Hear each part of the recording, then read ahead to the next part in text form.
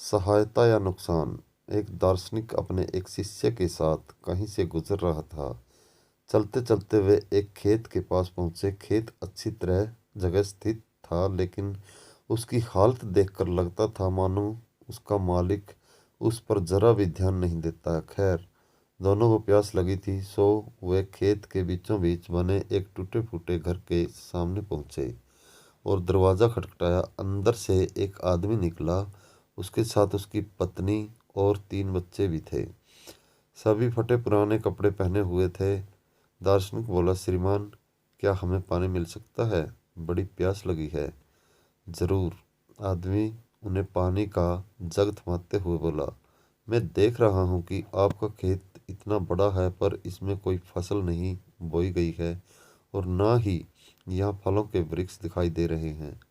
तो आखिर आप लोगों का गुजारा कैसे चलता है? दर्शक ने प्रश्न किया। जी, हमारे पास एक भैंस है, वो काफ़ी दूध देती है।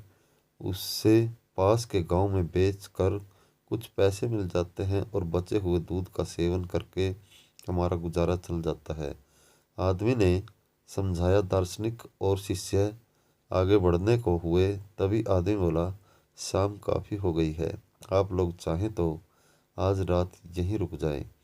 दोनों रुकने को तैयार हो गए। आधी रात के करीब जब सभी गहरी नींद में सो रहे थे, तभी दार्शनिक ने शिष्य को उठाया और बोला, चलो, हमें अभी यहाँ से चलना है और चलने से पहले हम उस आदमी की भैंस को चट्टान से गिराकर मार डालेंगे। शिष्य को अपने गुरु की बात पर यकीन नहीं हो रहा था, पर वो उसकी बात काट भी नहीं सकता था। दोनों भैंस को मारकर रातों रात गायब हो गए। यह घटना शिष्य के जहन में बैठ गई और करीब 10 साल बाद जब वो एक सफल उद्यमी बन गया, तो उसने सोचा, क्यों न अपनी गलती का पश्चाताप करने के लिए एक बार फिर उसी आदमी से मिला जाए और उसकी आर्थिक मदद की जाए।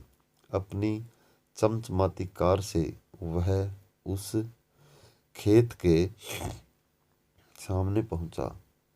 शिष्य को अपनी आंखों पे यकीन नहीं हो रहा था। वह उजाड़ खेत अब फलों के बगीचों में बदल चुका था। टूटे फूटे घर की जगह एक शानदार बंगला खड़ा था और जहाँ अकेली भैंस बंधी रहती थी, वहाँ अच्छी नस्ल की कई गायें और भैंस अपना चारा चर रही थी। शिष्य ने सोचा कि शायद भैंस के मरने के बाद वो परिवार सब बेच बाच कर कहीं चला गया होगा और वापस लौटने के लिए वो अपनी कार स्टार्ट करने लगा कि तभी उसे वो 10 साल पहले वाला आदमी दिखा। शायद आप मुझे पहचान नहीं पाए। सालों पहले मैं आपसे मिला था। शिष्य उस आदमी की तरफ बढ़ते हुए बोला, नहीं नहीं, ऐसा नहीं है। मुझे अच्छी तरह याद है, आप और आपके गुरु यहाँ आए थे। कैसे भूल सकता हूँ उस दिन को। उस दिन ने तो मेरा जीवन ही बदल कर रख दिया। आप लोग तो बिन बताए चले गए, पर उसी दिन ना जाने कैसे हमारी भैंस भी चट्टान से गिरकर मर गई। कुछ दिन तो समझ ही नहीं आया कि क्या करें, पर जीने के लिए कुछ तो करना था, सो लकड़ियाँ काट कर बेचने लगा। उससे कुछ पैसे हुए तो खेत में बुआई कर दी। सौभाग्य से फसल अच्छी निकल गई। बेचने पर जो पैसे मिले उससे फलों के बगीचे लगवा दिए और यह काम अच्छा चल पड़ा।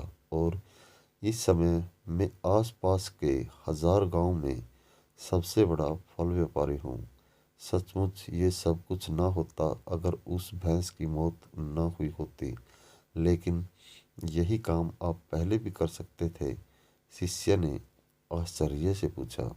आदमी बोला, बिल्कुल कर सकता था, पर तब जिंदगी बिना उतनी मेहनत के आराम से चल रही थी।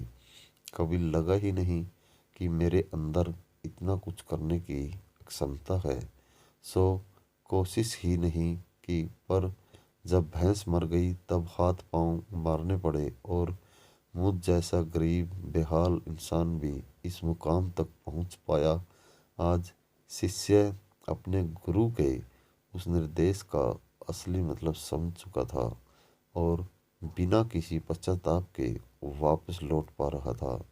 दोस्तों, कई बार हम परिस्थितियों के इतने आदी हो जाते हैं कि बस उसी में जीना सीख लेते हैं, फिर चाहे वो परिस्थितियाँ बुरी ही क्यों ना हो। हम अपनी जॉब से नफरत करते हैं पर फिर भी उसे पकड़े पकड़े ज़िंदगी बिता देते हैं। तो कई बार हम बस इसलिए नए कारोबार के बारे में नहीं सोचते क्योंकि हमारा मौजूदा बिजनेस दाल रोटी भर का खर्चा निकाल देता है, पर ऐसा करने में हम कभी भी अपनी पूरी क्षमता का इस्तेमाल नहीं कर पाते हैं और बहुत सी ऐसी चीज़ें करने से चूक जाते हैं जिन्हें करने की हमारे अंदर क्षमता है और जो हमारी ज़िंदगी को कहीं बेहतर बना सकती है। सोचिए, कहीं आपकी ज़िंदगी में भी तो कोई ऐसी भैंस नहीं जो आपको एक बेहतर ज़िंदगी जीने से रोक रही है। कहीं ऐसा तो नहीं कि आपको लग रहा है कि आपने उस भैंस को बांध कर रखा है, जबकि असलियत में उस भैंस ने आपको बांध कर रखा है। और अगर आपको लगे कि ऐसा है तो आगे बढ़िए, हिम्मत करिए, अपनी रस्सी को काटिए, आज़ाद होइए। आपके पास खोने के लिए बहुत थोड़ा है पर पाने के लिए पूरा जहान है। जाइए, उसे पाकर दिखाइए। दोस्तों, ऐसी ही मोटिवेशनल कहानियाँ सुनने के लिए हमारे चैनल को सब्सक्राइब करें और बेल आइकन को प्रेस कर लें ताकि आगे आने वाली वीडियो का नोटिफिकेशन आपको मिलता रहे।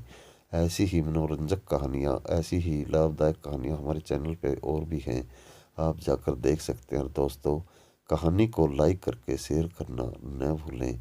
तब तक के लिए धन्यवाद।